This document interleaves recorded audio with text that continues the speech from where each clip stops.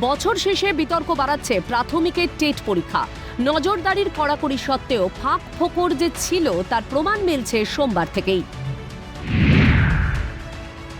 পরীক্ষা কেন্দ্রে মোবাইল নিয়ে যাওয়ার অভিযোগে গ্রেপ্তার উত্তর দিনাজপুরের রায়গঞ্জ থানার আগাবহরের টেট পরীক্ষার্থী আসাদুর রহমান। অভিযোগ, করণদিঘি ব্লকের আলতাপুর হাই স্কুলে টেট পরীক্ষা কেন্দ্রে আসাদুরের কাছ থেকে উদ্ধার হয় একটি মোবাইল। স্কুল কর্তৃপক্ষই পরীক্ষার্থীকে করণদিঘি থানার পুলিশের হাতে তুলে দেয়। বললো যে লিখিত কমপ্লেন করছে মাস্টার মশাই ওখানকার। না স্যার, আমি তো মোবাইল কথা বলতে পারবো না স্যার, মোবাইল নাই।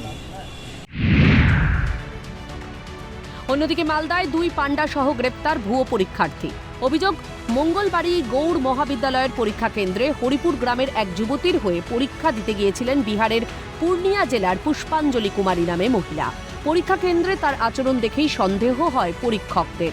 একটু জিজ্ঞাসাবাদ করতেই হাতে নাতে ধরা পড়ে ভুয়ো পরীক্ষার্থী। এরপরই অভিযোগ যায় মালদা জেলা প্রাথমিক শিক্ষা সংসদে।